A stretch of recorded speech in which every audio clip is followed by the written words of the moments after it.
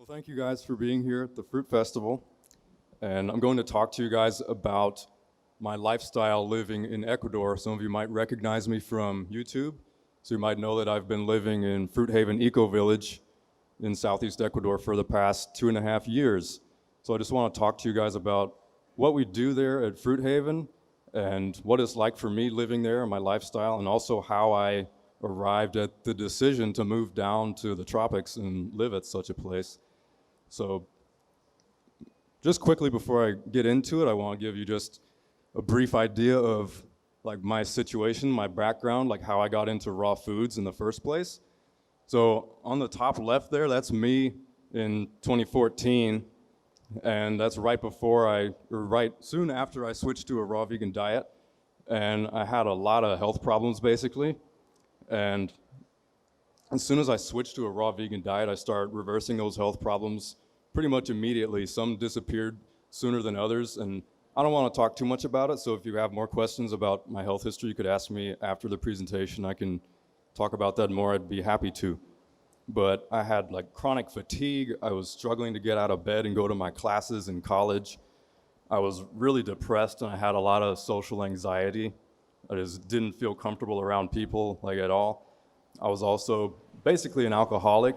Like I was drinking alcohol very heavily in college, like going to parties and so forth. And I was going to the hospital, like in that picture. I was in the hospital getting antibiotics for this chronic upper respiratory infections that I was having. Like I had pneumonia and bronchitis, and doctors said I was like starting to develop emphysema and also digestive issues. Like I was really constipated all the time, and I wasn't digesting my food properly, and I also had seasonal allergies like ever since I was a little kid, and also eczema on my feet. But like within 6 months to a year of eating raw vegan diet, like a high fruit raw vegan diet, mostly fruit and like an occasional salad, like, and some fasting as well, all of those issues pretty much disappeared, like again, like some faster than others. And I was really happy that I experienced all these benefits. Like I never imagined that my eczema or my seasonal allergies could disappear, because those are things that I was dealing with since childhood, and I've just like gotten used to them. But I was really wanting to experience more of these benefits. But I was noticing that my environment, especially socially, was not very supportive. Like people gave me a hard time. They were really challenging me, like, why are you eating this way? And my roommates in college were asking, like, why are you not partying with us anymore? Why don't you want to do these drugs and like drink alcohol with us anymore? So I wanted to be in a more supportive environment, one that actually supported my diet. So I started asking myself questions like, how can I make this diet like easier for myself? How can I facilitate this diet more? So I did some research on it, and eventually I decided to live in intentional communities where people were more open-minded and also wanting to grow more of their own food. And that was another concern that I had, was just the quality of my food. I was doing more research on it and like figuring out how to get the best quality produce for my raw vegan diet. And I wanted to ensure that it wasn't sprayed with any chemicals, or that it was grown organically as possible, or that it was grown in nutrient-rich soil and all of that. And yeah, I wanted to make sure that it was tree ripened instead of like shipped thousands of miles to get to my grocery store or whatever. So I wanted to grow food myself. So I was like, how can I grow food the best way possible? And sooner or later in my research, I discovered permaculture. And that seemed like a really interesting concept, basically integrating your food growing systems with natural systems to make them more sustainable and also make your food better, like as healthy as possible. And I lived in intentional community, various places in the US for a while, but I decided after a while that I wanted to live in a tropical place, because I felt like the winter, like during the winter months, there's not a whole lot of things being produced by the land. I also wanted to be in nature 24/7, 365, like all the time, instead of sort of hibernating during the winter months. And I also ran into like this kind of seasonal affective thing where I just didn't feel the best during the winter months. So the tropics seemed more and more appealing. And also the kinds of fruits that I was interested in were mainly tropical fruits like mangoes, papayas, bananas, things like that, and like durians, meringues, chempedak, like these things you can't really grow in northern climates like the ones that I was living in the United States. So again, I started like feeling like I need to make another change. So I researched some intentional communities, raw vegan communities in the tropics, and I found Fruit Haven Eco Village after doing a bit of searching. And in 2017, I decided to make the move down there. And it was a pretty easy transition, just a few emails. I emailed Peter, who was pretty much the only guy living there at the time. Now it's kind of expanded into a bigger community, and I'll get to that later. But Peter was like, oh yeah, you seem like a great fit, come on down. So I got a plane ticket, and yeah, that was it. In Ecuador, so Fruit Haven is located in southeast Ecuador on the east side of the Andes Mountains, and it's in the wet tropics. It's pretty much in the Amazon rainforest. And we get about 2 meters of rainfall annually. It's like 750 meters elevation. And it's a rainforest, so it's really rainy there. But there is also a dry season. So about 6 months out of the year, it's dry, 6 months rainy. And yeah, it's a very nice place. And some reasons that we chose this location in particular is because it's relatively safe compared to other places in South America, like where there's more crime, more disease, more poverty. This part of Ecuador is like pretty nice, actually. There's not any malaria whatsoever. There's like very little dengue or like other types of tropical diseases that people can be concerned about. And it's very safe, and the people are just incredibly friendly. Like I've never had an unpleasant interaction with any of the locals there. So it's a really nice place. And Fruit Haven is a permaculture village, so that means that more or less we adhere to these 12 principles of permaculture, and also the 3 ethics of permaculture that the 12 principles support. And I could talk for hours and hours about permaculture and what it is and how it's practiced, but I mean, yeah, but if you are interested in permaculture, I highly recommend looking into it. Even if you're not interested in permaculture, look it up and like learn about it, because I think it is like one of the main solutions to a lot of the problems in the world that we're facing today. And so basically the 3 ethics are earth care, people care, and fair share. So taking care of people, meeting the needs of people, and also meeting the needs of the earth. So not one without the other. Like most of our food cultivation systems nowadays kind of look like this, and it's meeting the needs of people somewhat, but not really meeting the needs of the ecology of the planet. So what you're looking at in these pictures is kind of the opposite of permaculture. And this is like what conventional fruit growing looks like. Like a lot of people think that eating a vegan diet or eating even a fruitarian diet means you're causing no harm, but this is really not the case. Certainly it's causing less harm, considerably less harm than eating a standard American diet supporting things like animal husbandry or mining or palm oil or things like that. But it's less damaging than those things, but it's still pretty damaging. Like for example, there's 5.6 million hectares of land used for banana plantations globally, and it's done using slash and burn methods of agriculture. So basically taking an ecosystem full of tens of thousands or even more species of plants, animals, birds, insects, reptiles, and so forth, fungi, and burning it all down, cutting it all down, and making room for one species of plant, in this case Cavendish bananas in Ecuador. That's a banana plantation in Ecuador being sprayed with mocap, which is a very harmful pesticide, very toxic to humans, very toxic to other wildlife. And also the people spraying this harmful substance are often children, or there's children like working below the aerial spraying, like propping the bananas up with sticks or doing things in the plantation, getting exposed to high amounts of this chemical. And also the plastic bag pollution. So in a typical Ecuadorian banana plantation, you see these plastic bags around the racks of bananas to protect them from pests, birds, bats, insects. But these plastic bags are not really disposed of properly, so they end up polluting the landscape, getting in the waterways, ending up in the ocean, and just causing problems. So I think we need to get away from this sort of system of monocropping and slash and burn agriculture. So instead of causing less harm to the ecosystem, I think we can actually be actively reversing the harm that we humans like to create, or not like to, but things that we do to create our food. And also just the long distances that this fruit travels to get to Europe or the United States, that has an ecological impact just because of the cost of the transportation, the fossil fuels used. But if you practice permaculture, you end up with basically the opposite of this. Like the piece of forestry there in the bottom left that's been burned, that was actually burned to make way for a papaya plantation. So it's not only bananas, it's also papayas, mangoes, avocados, pineapples, lots of different types of monocropping to create fruits that have this kind of an impact. But it doesn't have to, and that's what's exciting about permaculture. Like in the top left here, that's November 2016 at Fruit Haven, and that landscape is basically just sand and a few sprigs of grass and some herbs at that point. And that's because it was depleted for gold mining and other types of mining minerals. But less than 3 years later, you can see the difference. You can see that basically just strip of sand and dirt has been now restored to a functional ecosystem again. There's many different species of fruit trees in there.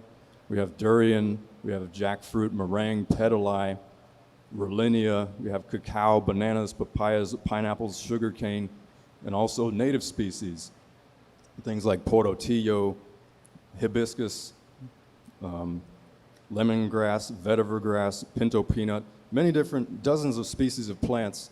And also the animals have started to return to this area. There weren't many animals hanging out on this just bare piece of dirt before, but now that it's a functional ecosystem again, and there's many different diverse species of plants there now, creating this fruit forest, there's lots of different microclimates there on that fruit forest, and it's attracting birds again, it's attracting reptiles, it's attracting insects, many different forms of life that are returning to that area. And on the right side, you can see that that was an area that was fumigated with Roundup. It was fumigated with glyphosate.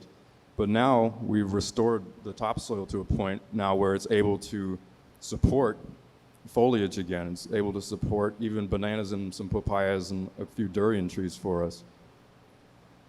So it's really exciting to see those changes. And to get to that point, we rely heavily on these principles of permaculture. So regenerative agriculture instead of degenerative agriculture. In degenerative agriculture like this, you're basically taking and taking from the land until there's not much left to give. But in regenerative agriculture, you're always giving something back, if not more. You're composting, for example, like all the biomass, all the material that we get stays on the site. We use our food scraps, that gets recycled into the soil. It enters the nutrient cycle, so it nourishes the soil more, which then nourishes us. Instead of like taking from the soil, just eating it and then disposing of your waste into a landfill or something where it's not given back. It's like sequestered into this area where it's not able to remain in the nutrient cycle and continue nourishing us like years and years in the future. So we want soil fertility. So nutrient cycling is very important. Minimal production of waste, so we're not like polluting landscapes a lot. More biodiversity instead of just one species of the food that you are trying to cultivate. Many different species of plants, because the more diverse the system, the more stable and the more longevity the system will have. So the more species of plants, the better. And also obtaining a yield of food. Like it's cool to just reforest a landscape with native trees, but we also want to make food for ourselves. We want fruit. It is Fruit Haven after all. So, and also these are, so yeah, just really quickly, these are the kinds of plants that we depend heavily on to meet all those needs. So in the top left, that's an ice cream bean tree, and the natives in Ecuador call it guava. And it's a nitrogen fixing tree, so it pulls nitrogen out of the air and stores it in the soil in these leguminous parts of the roots. So it feeds the soil, and also we use it as a chop and drop, which basically that means like once the tree gets to a certain height, like a few meters tall, we cut the branches off, some of the branches, not all of them, and we put those branches around other fruit trees that we're trying to cultivate as mulch, as like a fertilizer for those trees, because those branches are also really high in nitrogen, good ground cover and all of that. On the right, that's Flamingia, which is another kind of chop and drop that we use. And on the bottom left, that's pinto peanut, which is a really good ground cover. It crowds out weeds that could grow taller and like shade out some of the saplings that we're trying to plant, and also a nitrogen fixer. And on the right, the bottom right, that's vetiver grass. And it's really good for erosion control because in the wet tropics we get tons of rainfall, which means lots of erosion if you're not mindful about what you're doing, how you're using your land. So the vetiver, you can tell in places on the property where we haven't planted vetiver grass, where there's a lot of erosion, but where there is vetiver, it's staying together, there's more topsoil preservation. And also just some of the fruit trees, actual food plants that we're trying to cultivate. So durian, we have many varieties of durian on the land, some grafted, some planted from seed. Also meringue, petali, jackfruit, cempedak, the artocarpus fruits, just really high calorie fruits that could actually support like a village of people. Also soursop, which is a native plant, very easy to grow for that reason. Atamoya, suncoya, rolinea, so like in the same family as chirimoya. And passion fruit, badea, peanut butter fruit. It's funny because we have peanut butter fruit, we also have blackberry jam fruit, and we also have breadfruit. So like those three things together, you can kind of make like a fruitarian PB&J if you wanted to. And noni, avocado, Mamey Sapote. Mamey Sapote is very calorically dense. It's really rich fruit. And on the left there, that's a Mamey Sapote tree, Mamey Sapote. And on the right, that's a durian tree. And you can always tell it's a durian because it looks like the leaves are wilting, but that's actually just how it looks. Like the leaves are kind of hanging vertically down. And on the underside, it always has that golden sheen underneath. And just lots of citrus and cacao and bananas and papayas all the time. Like bananas and papayas are fruiting pretty much year round. So yeah. And another one of the ecological benefits, or one of the impacts that we are having, is that we're recruiting local workers to help us with the project. Because in this area of Ecuador, there's really not a whole lot of work opportunities for the locals other than working on mines, like gold mines, copper mines, and also cattle ranching. And both of those things, as you are probably aware of, they're major drivers of deforestation and climate change. But we're recruiting local workers to sort of drive work away from those things and like towards permaculture, which is really beneficial to the ecosystem.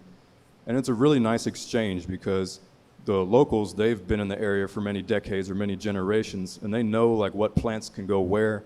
They know, they have a better idea of like how to manage our land, how to cultivate certain fruits. So they give us a lot of knowledge and they share their experience with us. And also we can share our plant genetics with them. Like we can give them a durian tree and they're like, whoa, what is this? Because they've never seen that before because durian comes from like Borneo or Southeast Asia or somewhere. So not native to South America, and they're like, wow, this is really an interesting thing. So it's a really beneficial relationship that we have with the locals. Whoops. Okay. And because our fruit is grown with permaculture methods, it's like really good quality most of the time. And like I've had the best quality papayas that I've ever had in my life. They're like far better than any of the ones that I've had in the United States because it's tree ripened. It's like super local. You get it right from the yard, like a few meters from the kitchen. You can pick a papaya and cut it up and share it with people or eat it yourself or whatever. And it's totally organic. We don't use any chemicals. We do spray our foods with a homemade pesticide that we make ourselves, and it's made out of hot chili pepper, ginger, and garlic. And it smells actually really nice when you're spraying. It smells like salad dressing or something. And it's totally non-harmful to the plants, totally non-harmful to humans. And it doesn't even kill the insects, but it just kind of keeps them off, keeps them from wanting to touch the plant or eat it. And since we practice the composting and nutrient cycling, then our fruits are grown in pretty rich soil. And you can tell the difference. So on the top, that's just papayas on the tree and papayas that I had cut up just about to eat. And also rolinias, or in other parts of Central America or Latin America, it's called biriba. And it's also called lemon meringue pie fruit. Lemon meringue pie fruit, that's the English name. And then just citrus fruits, some tree ripened citrus. And also living in that part of the world, there's a lot of wild and native species of fruits, which are really cool. I'm particularly excited about those. So in the top left, we have the Saatchi Amanwe, which that's like Quechua or some indigenous language for wild mango. But it's not like a mango at all, really. It's more like an avocado. It's like fatty, oily, and It's a really nice fruit, and in the middle there you can see me like harvesting some Saatchi Amanwe. And in the bottom left, that's manzana silvestre, or wild apple. And it's kind of like a fig that tastes like a Granny Smith apple. And there's just thousands of them. There's like thousands of these manzana silvestre trees on the properties that we have. By the way, we've got like over 300 acres, like 120 hectares of land just for Fruit Haven.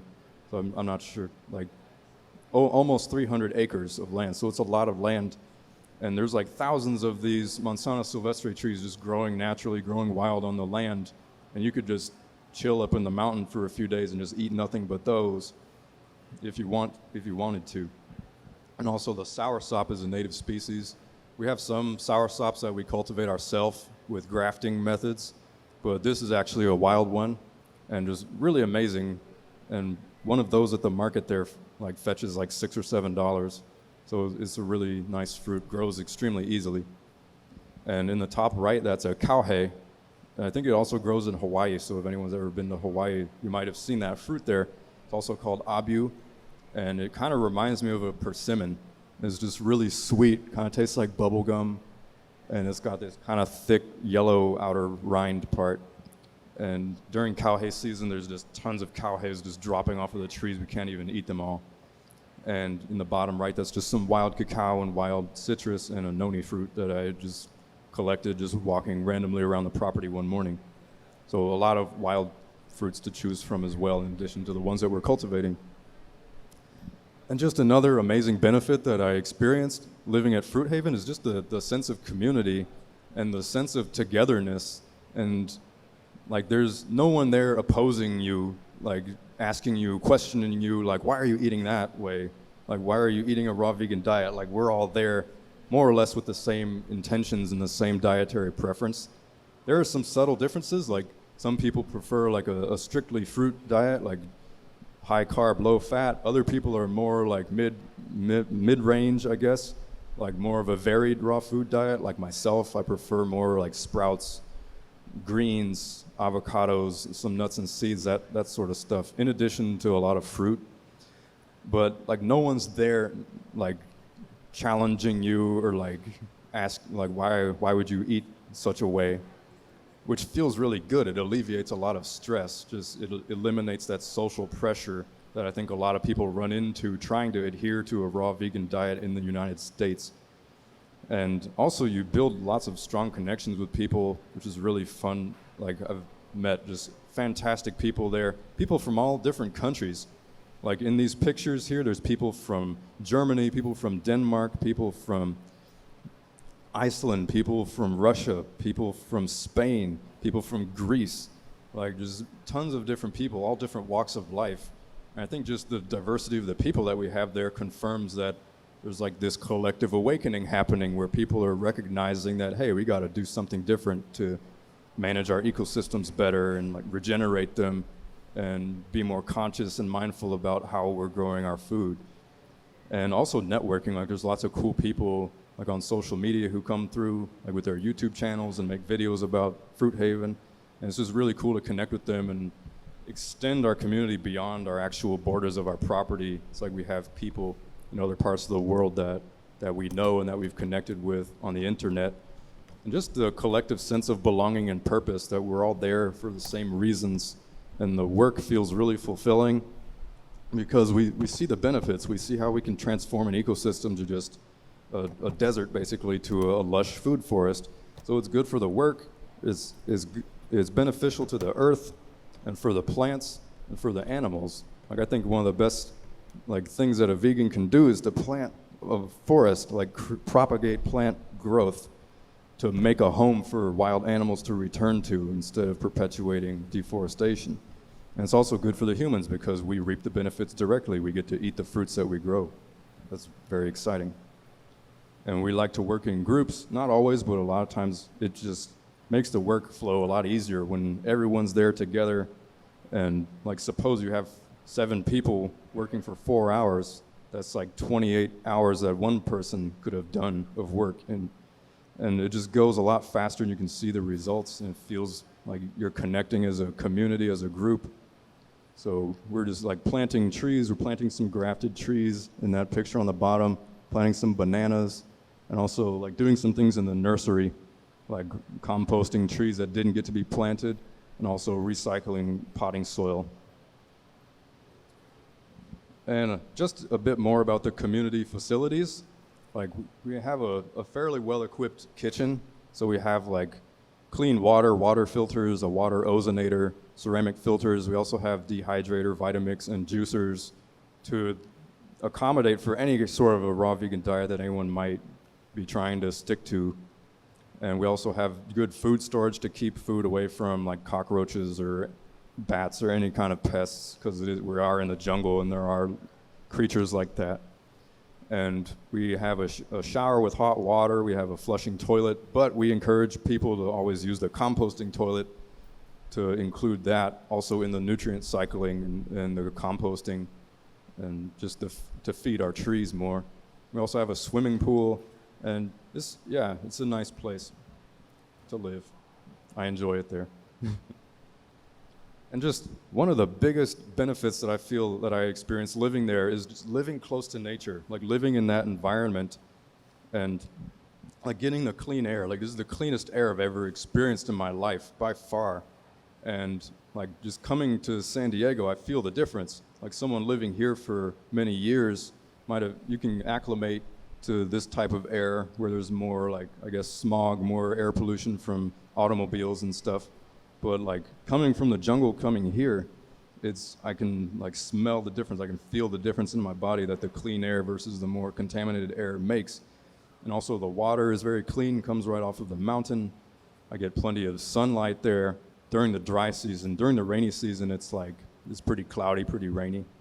But during the dry season, which is also mango season, you get lots of sunlight, lots of vitamin D, which a lot of people are like deficient in vitamin D. And I feel like just exposing my body to the elements, like to the air and the water, and grounding myself, like walking barefoot in the jungle, like you get exposed to a lot of beneficial things. It's kind of like nature is there supporting you. It helps your body. And I feel like those energies, like those things that you get from interacting with nature, they really, like they fill a lot of gaps that I think a lot of people might experience. Like people, like eating a raw vegan diet or a fruitarian diet, they're trying to eat the most natural diet possible. But at the same time, like most people, like they have a lot of stress from like commuting to work, like driving in traffic and inhaling this kind of not so optimal air quality living in the city. And just, I feel like the diet, it's a natural diet, but it has to also match the lifestyle. Like the diet and the lifestyle, it's really nice when they complement each other.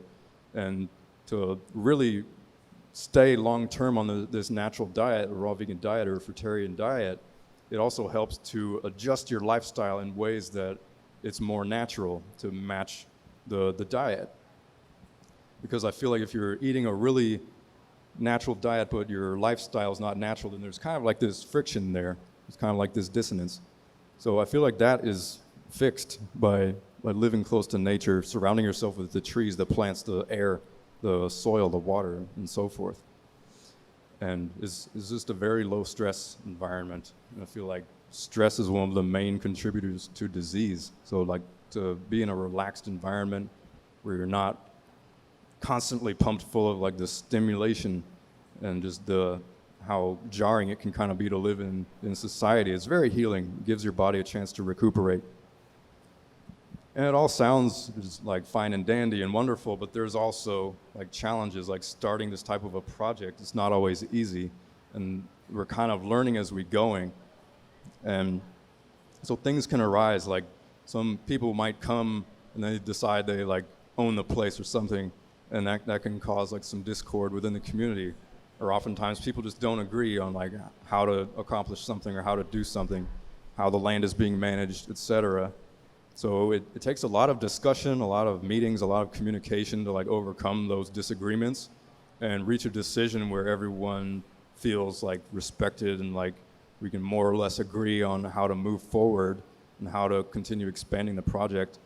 Also organization, so like how to manage volunteers, how to do basic things, like how to manage the workshop, how to make sure tools don't get lost in the jungle somewhere, so we're not just like losing tools and stuff and losing money that way. It can be a challenge to put those things together. And again, we're kind of learning and fine-tuning as we're going, and also adapting to the climate. Like a lot of people who come to Fruit Haven, they come from maybe Europe or Northern Europe, they come from northern climates, and they're just not used to living in a tropical place with all the bugs. Like there are biting insects, mosquitoes, gnats, flies, and it's very humid. It can be very rainy at times, and it's just not always the most comfortable place to live. And it takes some adapting. It takes some like getting used to. And some people just can't hang. Some people, they feel like they need to leave after a while just because they don't feel comfortable there. And also finances, like how to keep a community like this financially afloat. So we've relied heavily on cryptocurrency to purchase our properties. Like there's a lot of people involved in this project who like invested in cryptocurrency like many years ago, so now they have like quite a large sum of money from their investments. And also like people who come, they feel like they want to stay there, but they don't know like how to stay there financially. Like they feel like they need to go back to their home country and work there to get more money and then come back maybe if they want to. But some people struggle like financially to be able to stay there, to buy basic things that you might need from town or like supplemental fruits or whatever. So a lot of people, they do English teaching. They teach English lessons online as a means of making money. Some people do like coaching, or they do different things on social media to make a living and things like that. So I feel like being sort of a digital nomad, like making money online, is a very good option. And just to get involved, like for people interested, we do offer volunteering. So we do a 1-month volunteer program. And after the 1 month, people who volunteer, they're welcome to stay longer as a resident. And after 6 months of staying as a resident, then you're eligible for membership and you can stay longer. And also we offer group land buys. Like we're constantly wanting to expand the project and get more properties to make more fruit forests and buy properties instead of like the mining companies or cattle ranchers getting those properties and slashing and burning them and doing horrible things to them. We want to like purchase these properties and make fruit forests where people can come and live. And if anyone's interested in a group land buy opportunity, we're always buying new properties. And if you talk to me after the presentation, I could add you to the group land buys Facebook page where there's just a ton of more information on there on how to get started with that. And also Terra Fruitus, which is our mother community. We sort of, like Fruit Haven broke off of Terra Fruitus. There's the Amazon Fruit Festival happening in January. And we had the very first Amazon Fruit Festival last year. And it was really fantastic. And just a lot of fun things going on. We actually do permaculture activities. Like we do group plantings like with the festival group. And it's very fun. And also body work like massage, breath work. I do breath work workshops there, meditation, and many different things going on. And if you're interested in that, then I have a promo code, Raw Healing Mastery. And if you use my promo code, then you can get a discount when you buy your ticket at AmazonFruitFestival.com. And if you're interested in following me, probably some of you do already, but my YouTube is Raw Healing Mastery. And also I have my Raw Healing Mastery Facebook page, and there's my personal Facebook account, Kevin Wynder, and my Instagram at Raw Healing Mastery, and also my email that I do with my coaching. I do life coaching for anyone interested in living close to nature, interested in improving their life or their diet in any way, or breaking addictions of any kind. Like I offer coaching or support with that. So yeah. I think that's all for the presentation. And thank you very much for having me here. It's a pleasure to be here. Thank you.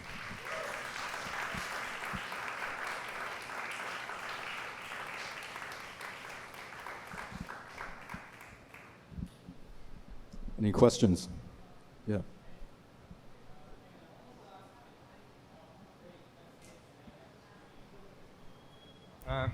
One. Hi. Hi, my name is Anton, and my wife here.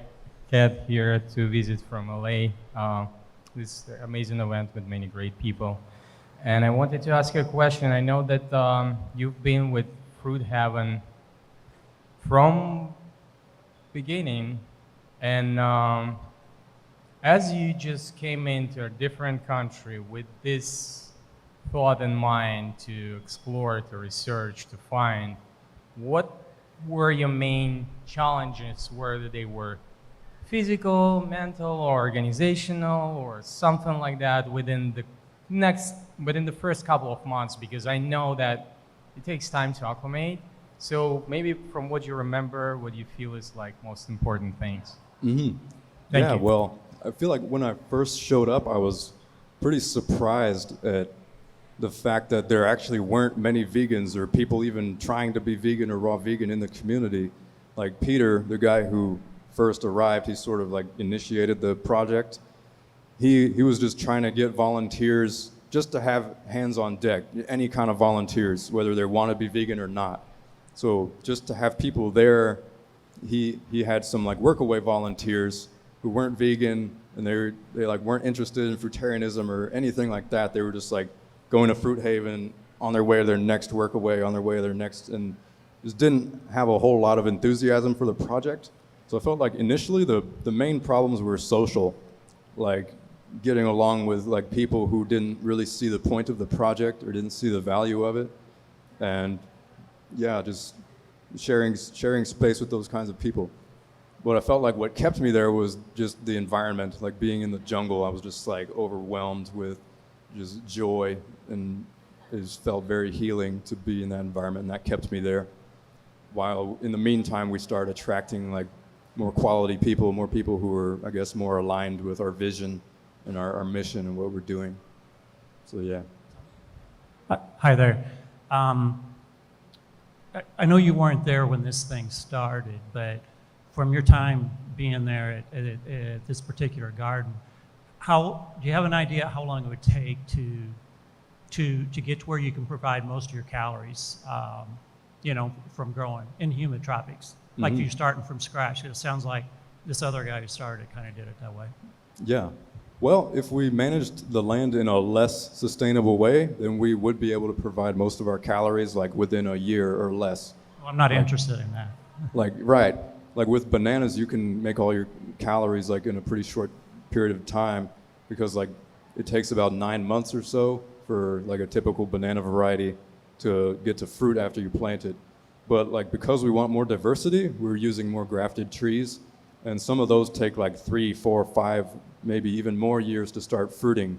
Like we have black sapote, which once that's fruiting, that'll probably be a lot of our calories. Also Mamey Sapote, that'll be a lot of calories. And durians, chempedecs, jackfruits, those will be feeding our community a lot once they're fruiting. And some of them are fruiting, like the meringue trees are starting to fruit. Our Rollinia trees have been fruiting a lot. We've been getting a lot of Rollinias. But we're still waiting on things like the avocados, the durians, the jackfruits, the chempedecs, the sapodillas, the black sapote, Mamey Sapote. Once those things are fruiting, like within probably 2 to 3 more years, we'll be getting like a lot of our calories just from the land, and we won't be relying as heavily on the local markets. So you are importing calories even up to now. Yeah, like every week we do a food order, like from town, so we get foods like from the local markets or things from Aloha, which is like 5 hours south of Fruit Haven. We get like coconuts from there, which come from within Ecuador. They come from, I forget the name of the town. It's like a coastal town where we get our coconuts and chirimoyas. So yeah, we do take other food from off-site at this point. Okay, thanks. Hello. I have 2 ice cream trees right now fruiting for the first time, and I've had them for, planted them 5, 6 years ago. So they're just starting to get the bean on them. And what do you do with the bean? And then the second question, what do you do for mosquitoes? So the ice cream bean tree, is that the one you're referring to? There are some that we only grow for mulch. So we only grow them for chop and drop because it's such a good source of mulch. And there are other ones though that we do grow just for fruit. And those ones, you peel it open, like you have the long green bean thing. Depending on the variety, they can get like that long or sometimes that long. There's also ones that are like really long and skinny, and there's ones that are like they have more girth. And so you just have to like know which variety you have to know if it's ripe. But you can peel them open down the middle, and each bean will have like white flesh on the outside, and you eat that white flesh. It's not super substantial, like it's not very calorie dense, like it's hard to like get full from it. But it is like, it's really tasty. It does kind of taste like ice cream or like cotton candy or something. But it's like not the most substantial fruit in the world. It's nothing like a banana or something like that. And yeah, it's just very good biomass, very good for like rebuilding the soil, nitrogen fixing. And also for mosquitoes, we repel mosquitoes around the house, like in our zone 1, like zoning with permaculture, but we have our zone 1, which is the house and the surrounding area. And we plant things like lemongrass and vetiver grass and also basils and oregano, flatleaf oregano, different kinds of plants that repel the insects just from the aromas that they emit. And also some people like to use eucalyptus oil or like a mixture of eucalyptus and lemon as a bug repellent, and that seems pretty effective. But honestly, like living there, the mosquitoes don't bother me that much. I feel like when I first arrived, maybe I had some kind of a scent or like this energy or something that attracted them more, but after a while, they stopped bothering me almost completely. So. Have you tried growing pine trees there? Pine trees, they can't grow in our hardiness zone. Yeah, it's just too much rainfall, it's too humid, it's too low elevation. But you go higher up into the Andes, like in the Sierra, like close to Cuenca and Loja, and like higher elevation towns, and you see a lot of pine trees. But yeah, they just don't grow where we are.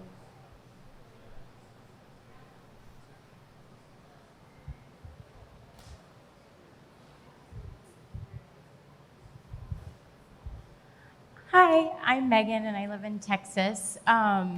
I would love to live in a community like this someday, but I'm not at a point in my life with small kids where I could just peace out and like head to South America. And I also don't have time to do something like a month-long volunteership, which would be amazing as well. Do you guys offer anything for like vacationers that could go for shorter stints of time, like a week-long stay, just to see it and get a flavor for what it's like to live there? Yes, we do. Like with the festival, that's an 8-day event. But also at Fruit Haven, we do like week-long retreats just for people to come and don't have to work. You can if you really want to, but like really you can just stay like in the community area or go on nature hikes like around the property because it's a big property. And also we just provide all of your fruit for you and you can just sit and like relax and yeah, be on vacation for a week. Good to know. I think it's 9 days. I'll have to double check. But we've had a couple of groups come for that reason. Mm-hmm.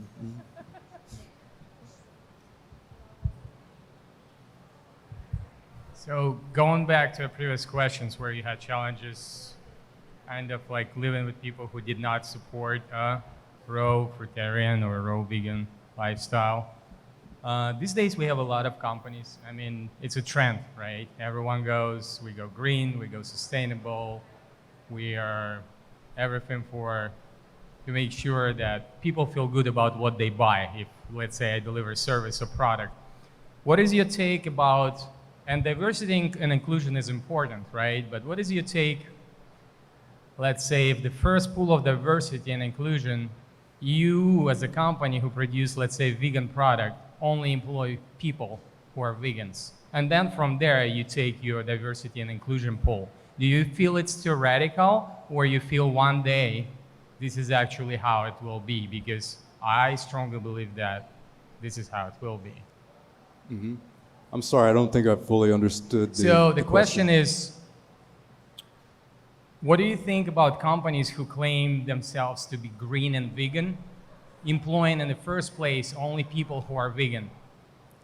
Yeah, like I think, like with permaculture, for example, you see a lot of people starting a permaculture project and they're using gas-powered machines to like put the systems in place initially with the long-term goal or even a shorter-term goal of getting rid of those gas-powered machines, but you're just using them in the meantime to like get your project started. So from that standpoint, I can understand that, yeah, that might be a good thing to do, but probably not always. Like, I think it depends a lot on the people in the project and if that actually meets their needs, like socially. And yeah, I think there are many different factors, and I think in some situations it can work, and probably in some situations it's not such a good idea to do that starting out. Okay. Thank you. Hey, Kevin. Hi. Love your channel, by the way. You do Thank you. such a great job. It's impressive as heck. I just wanted to know what where you see yourself in the next, like in the years to come. If you're going to stay in Ecuador or venture out to other tropical areas, or what you're going to do. Yeah, well, in the meantime, I'm building my house on my personal lot. Like, I participated in one of the recent group land buys, so I have 1.5 hectares so about almost 4 acres of my own land, and I'm pretty excited about living there and just finishing up my house, and also just cultivating my land, like reforesting it more, planting some fruit tree orchards there. And yeah, I'm also about to become a permanent resident in Ecuador. Like, when I return, I'll apply for my permanent residency visa, and then that's like a step closer to dual citizenship. So yeah, I do see myself living in Ecuador long term, or at least 6 months out of the year. I would like to be there, like on my homestead, and then maybe the other 6 months could travel around and like visit my family or go to other places in the tropics. I've always wanted to see like Indonesia, Bali, Thailand, Malaysia, but yeah, I just haven't gotten around to it. But yeah, once I get my homestead figured out, I would definitely like to free up some time and do those things. That's awesome. Is your family in the Midwest still? Yeah, they are. We just visited them in Indiana, and Nice, they Indiana. seem pretty happy. Yeah, That's cool. Awesome. Good to know. Good for you. thanks. I have another question. Do you have any family members that are raw vegan? Also, what is your dental health like since you've been raw vegan? No, I do not have any other family members who are raw vegan full time. Like on my Facebook page and my coaching, I offer a 21-day program for like people transitioning to a raw vegan lifestyle. And I currently have my mom on that 21-day program. And she actually sort of indirectly got me into raw foods because she was really into Alyssa Cohen like years ago. And like when I was like 13 or 14, she like made raw vegan meals for our whole family. But me and my brother, we were really into like Taco Bell and Wendy's and all of that back then. And we just really revolted and we were like, what is this crap? But I think that planted a seed to where I was like maybe more open to that. So I think she kind of got me into it, but it was only like a 2-week period of time where like she and me and my dad and my brother, we were raw vegan, eating that way. But since then it's been like, yeah, my family will just eat whatever, like standard American diet pretty much. Oh yeah, I had a question about dental health. Oh yeah, the dental health question. I don't have any dental issues. Like at one point I was concerned because I felt like I was developing like a carie or like a cavity in one of these molars back here, but I did oil pulling and that like stopped it and reversed it. And also I use cacao powder. I like to use cacao powder just as I don't really consume it very often, if at all, but I use it as like a toothpaste. And cacao is like a really good tooth whitener. It's also like really high minerals, so it remineralizes your teeth. It's a powerful antioxidant, so I feel like that's like really, really effective. And also neem leaf powder, like neem leaf is like really good for preserving your teeth or like halting any sort of tooth decay that might be happening. Do you eat a lot of cacao fruit? It's really good. Yeah, we produce a lot of it at Fruit Haven, but we mostly sell it. Like maybe once in a while we'll have like a cacao ceremony and we'll include like a lot of people in the community. Like we'll drink a cacao concoction and we'll like play music and like hang out and talk and like celebrate. But that's not very often. And mostly we just sell the cacao as a source of revenue for the community. Yeah. Thank you. Hi. So what are the requirements of staying there? Yeah, basically, we're pretty lenient, I would say, like as far as like, we get new applications like every week. We get like at least 1 or 2 or 3 or more applications from people who are interested. Not all of them end up coming, but like maybe 50% of them who send in applications, they actually end up coming when they say they're gonna come. But as long as you are like vegan and interested in eating raw food diet, and you're like genuinely interested in planting trees and like learning about permaculture, then we'll accept you. We do like prefer that maybe people will have some like gardening experience or some experience working on the land, like landscaping, because it can be like pretty physical, pretty taxing work sometimes, like shoveling or like hauling wheelbarrow loads of soil or rocks or whatever. Like it can be pretty physical, so it's preferential like for people to be in good physical health. Because like some people, they come to Fruit Haven, they like start detoxing really heavy, because like they just like hit a wave of detox, or they're like wanting to fast or like do a fruit cleanse or something, and it kind of renders them unable to work very hard. And like that's not always ideal. Like sometimes if that happens, then we'll give them some work to do indoors, like some computer work, like marketing or receipts or whatever, something that needs organizing that's not so physical. But like we like people to be able-bodied and just like vegan for like a period of time, high raw, and interested in permaculture. But you have to kind of like contribute to the community, right? You're not just gonna let a bunch of freeloaders. If someone comes and they just don't work, then we're not afraid to kick people out. Like that's happened a few times, like where we actually like make people leave because they're not who they claimed themselves to be, like in their questionnaire, and they're not. But you guys don't have any like financial requirements or anything, because you were saying a lot of people, they teach English for a source of income because they need. Yeah, like some people, they come just to volunteer for a month or just to stay there for a few weeks, and they don't intend to stay long term, and they might come with like some savings just to be able to spend while they're there. But it's also good if people are financially stable. Like that, I would say that's important for people to have like some source of income online, or like some savings to pull from in the meanwhile, like while they develop like something like an online business to be able to stay there. I just wanted to ask one more question. So, Ecuador is an amazing country. It has, I think, the highest biodiversity in the world. Maybe not, but it represents everything. It has all types of fruits and all types of veggies that I've ever seen in my life in Cuenca. But when you go, let's say, to Gualaquiza, right, you see every evening people at the market who sell all these beautiful fruits and vegetables put the stands out, and they only eat fried foods and meats. And pork is like really popular, chicken is really popular. They eat cooked legumes. It's like very traditional foods. And why do you think there is no, why do you think it is? And do you foresee any type of change in attitude of local population at all? Just curious about your opinion on this. Thank you. Yeah, well, I think the locals eating a more like Western diet, like a lot more meats, lots of processed foods, despite just sitting in front of like all these delicious fruits that they're selling. That's sort of a recent development, I would say. Just, I think those foods have kind of been introduced to that culture, to these people, like in recent decades, like within the last century.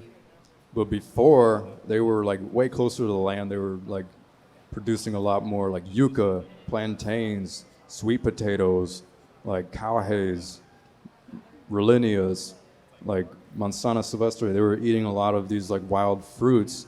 They're also hunting like wild boars and even monkeys, like these Shuar. The Shuar natives, they hunt monkeys, and they eat like snakes and weird stuff. And like, but like all these processed foods, that's like a really recent development. And I think like just we hope to exchange more with these people. Like from the outside looking in, a lot of times I feel like they look at us like, what are these like gringos doing here? Like, because we're like the only like Westerners in that area. It's a really touristic area, and a lot of these people, they've never seen a white person like in their lives, and they're like really startled or shocked. But they're also really curious, and they're really friendly, and they're like pretty accepting. Like, it's miraculous how accepting and like just willing to engage they are. Again, like, I've never had a negative interaction with any of the locals, and I think they're very open and receptive to what we're doing. And like, maybe initially they're like, I don't think these people know what they're doing, but then like we can like get them interested, like share a plant with them that they've never seen before that could provide food for their family.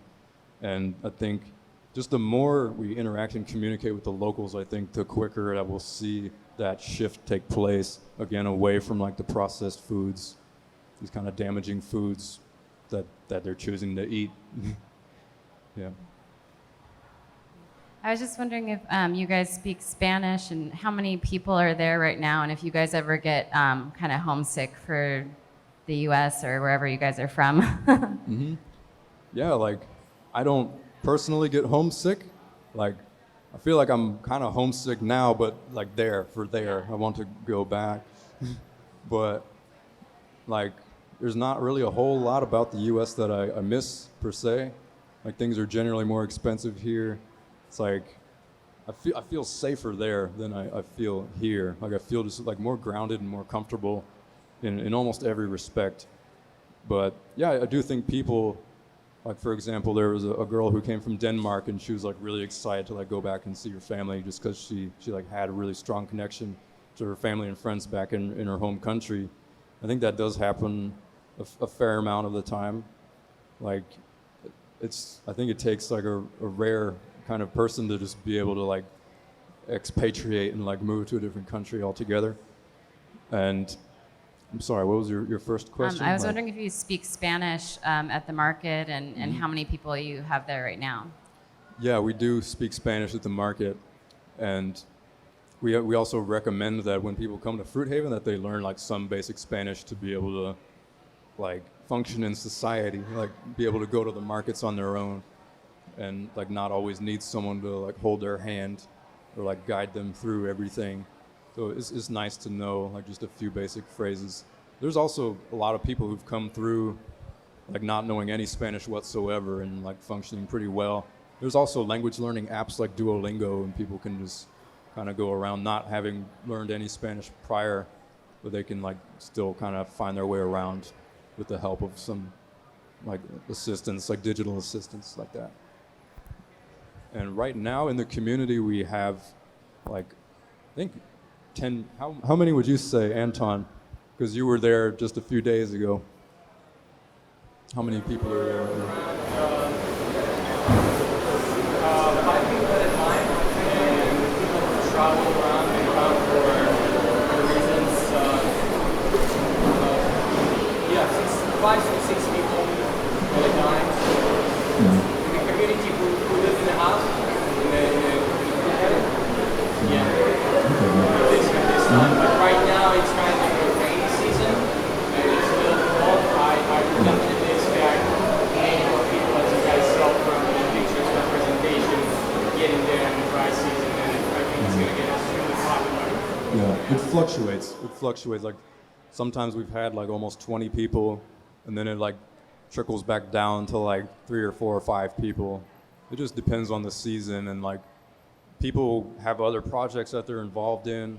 Like, we do have long-term members, but they just have like other responsibilities in other countries, in other parts of the world. So like they're gone for part of the year and they'll come back. So it fluctuates the amount of people there. So one last question. Yeah. Well, one thought. When is your raw food festival, your fruit festival? It is January 16th through the 22nd, Oh, okay. And then 2020. there's lots of different modalities of the raw food diet, and I was wondering what mode of raw diet you use for your healing, and what you advise people to use for healing now. Yeah, like I've experimented a lot, like within the past 5 years, with various forms of a raw diet, like everything from like a strict fruitarian diet to like a zero carb Hippocrates diet, also like a Gabriel Cousens style diet where it's like really varied, and like Gabriel Cousins, I really like Gabriel Cousins, and he does like specific diets like from person to person. Like he doesn't do like a one size fits all protocol. But I really like his approach because I do think like people generally are different with like their macronutrient needs. So like I like to focus on that, like with my coaching. If someone's like wanting to transition, then we'll like experiment and like see what they respond well to and what they don't respond so well to, or just how they feel like intuitively, but also sticking to like raw food. And also Arnold Ehret, I really like his approach. I'm a big fan of Arnold Ehret, the mucusless diet healing system. I think that's very effective. But me personally, like, yeah, like at this point, I'll go through periods of time eating only fruit as sort of like a cleanse or like a reset, and then I'll go back to more like avocados. I really like fermented foods like nut pates, sprouted nuts and seeds, sprouted legumes, and seaweeds, greens. I really like the nutrient-dense raw foods. Kind of like we were talking about Tanny Raw earlier, like the nutritarian, like raw vegan approach. I really like that. I think it's good in a lot of cases, but not always. Like I think a strict fruitarian diet is also like highly appropriate for a lot of people as well. So, yeah, thank you. Thank you all for letting me come here and talk.